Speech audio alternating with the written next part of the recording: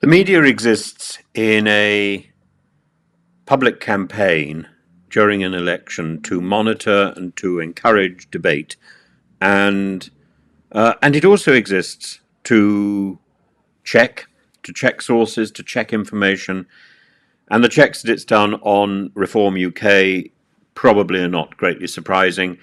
And the BBC have today published a list of 6 candidates who have said appalling things.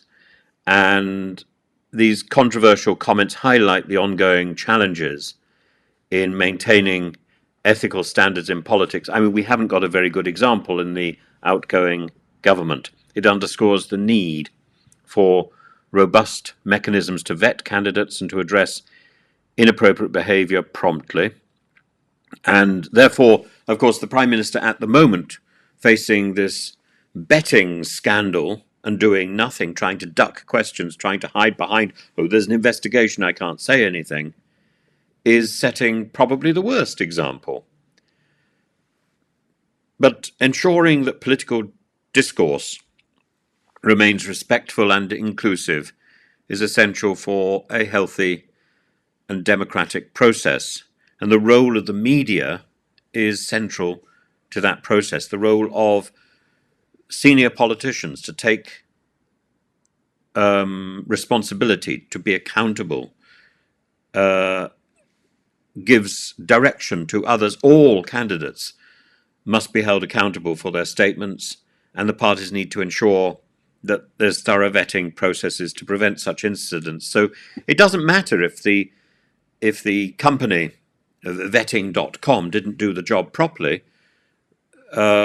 That's a relationship between the company and the party. We don't really want to know that Farage is taking vetting.com to court for not doing its job properly.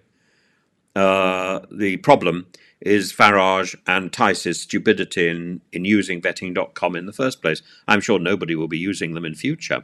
Or maybe vetting.com are just spiking the feed. Or maybe there are so many odd individuals that everything cannot be vetted. But the impact on public perception is that the system is shot with chaos. I don't think, when all is considered, and I'm rather sorry to say this, but I don't think the fact that 6 candidates have been identified as scurrilous is going to change anything. There's the Emmett Jenner person who talks about some sort of parody of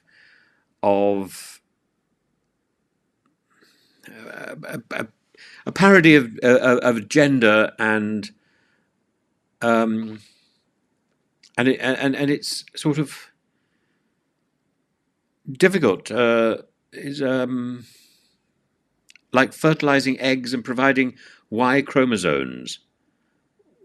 I don't really understand that that comment, except that it seems sarcasm doesn't work on social media. Let's just put it like that, and it comes across badly. The John Edwards, who's standing for Southampton, talks about thick tarts and describes the Lib Dem leader, or the former Lib Dem leader, Joe Swinson, as a gobby bird. Outrageous. Malcolm Culpis, for Melksham, describes somebody as a malignant old hag, behaving like a gutter slut.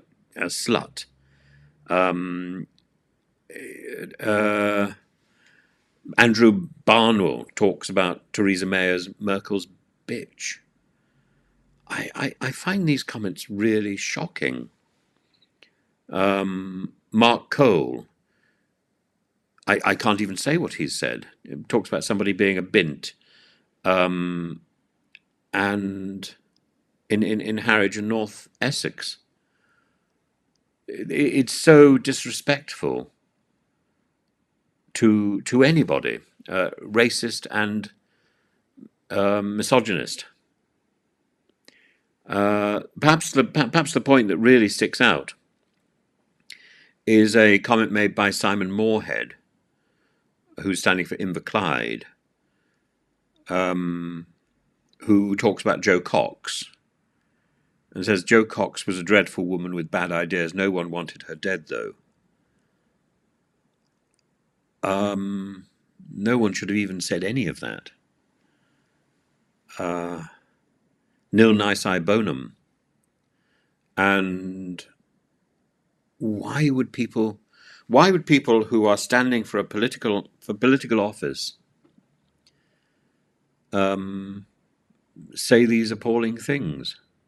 I don't understand. There are many people in politics who are not very nice.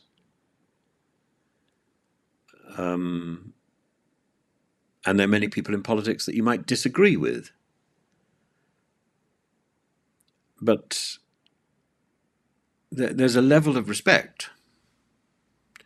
And to talk dismissively about somebody who was killed in the most appalling way, doing her job, is heartless, thoughtless, and ultimately, I think, fundamentally evil.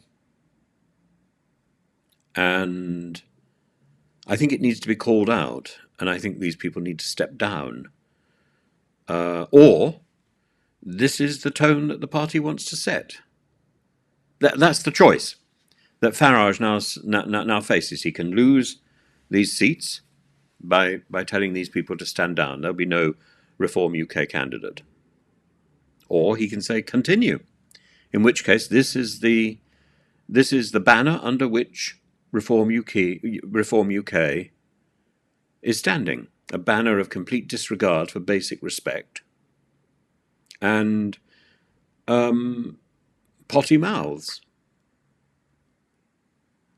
And to consider the possibility that the electorate is given the opportunity to put a cross next to the names of these people who are untrustworthy, who cannot manage to control their own mouths, who cannot control themselves. Why do you think for one moment that they're going to be able to control what they say in the House of Commons, that they're going to be your representative? Do you want to be represented by somebody who is so thoughtless? I certainly don't. I don't even want the possibility.